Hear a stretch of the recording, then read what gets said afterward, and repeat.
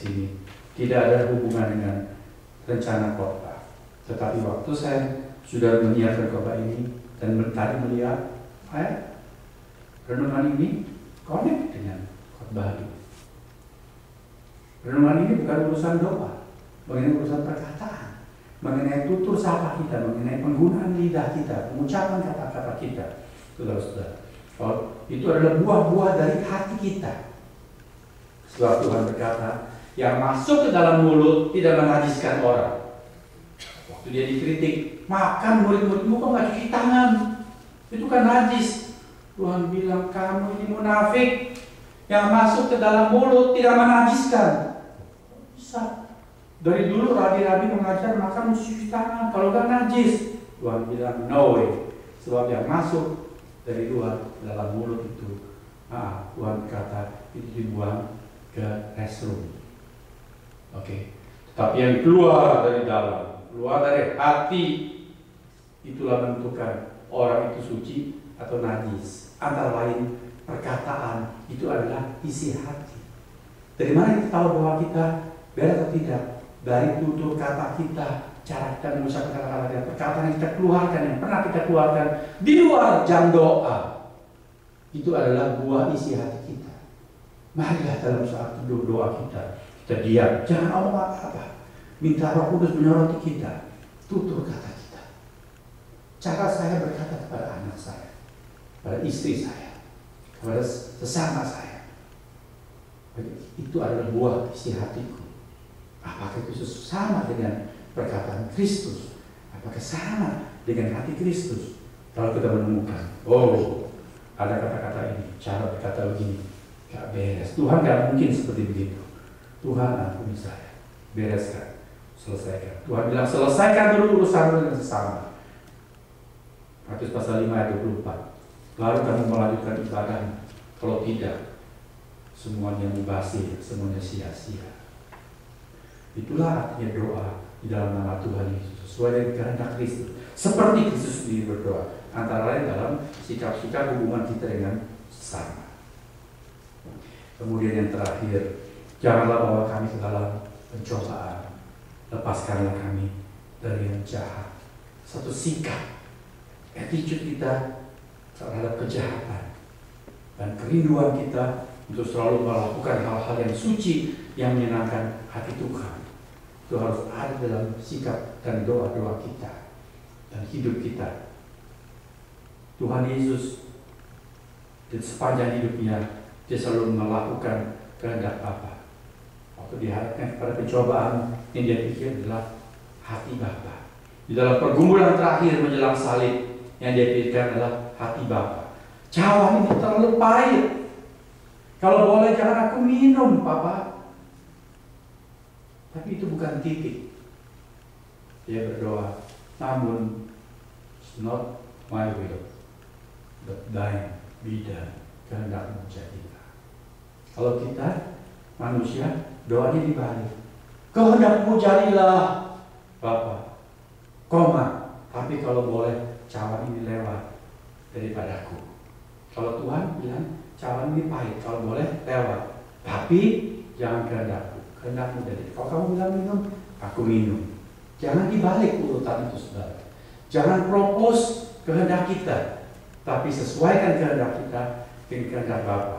Dan tolak pencobaan, tolak sejahat, ikuti hanya kemauan Dia yang maha sempurna, maha baik, dan maha suci. Bila doa kita selalu kita uji dengan pattern ini, doa Tuhan,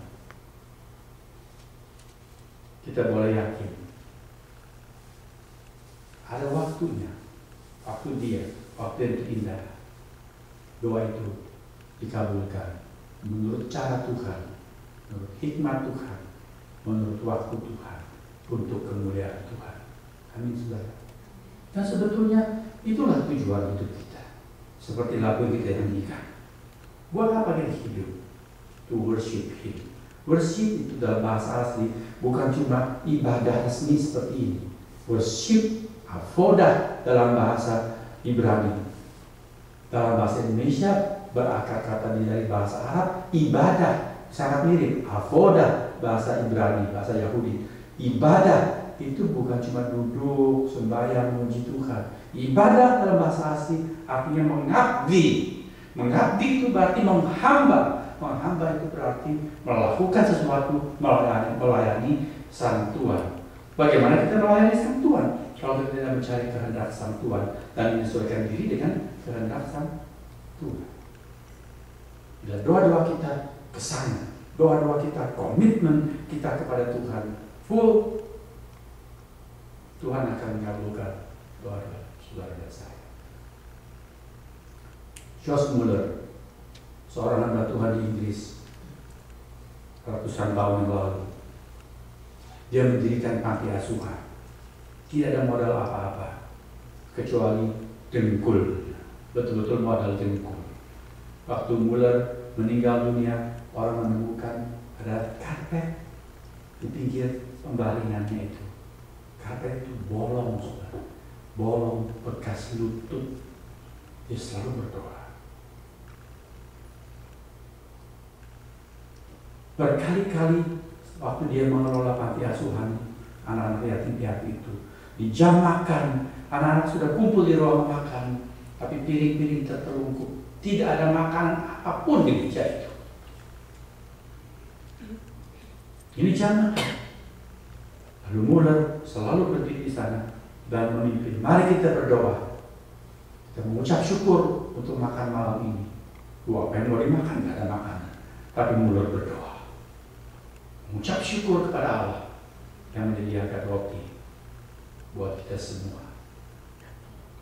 Luar biasa. Begitu dia ucapkan amin, bel asrama bunyi, bel pintu, ting nong, orang buka. Di sana ada orang nggak tahu diutus siapa, angkat satu keranjang roti.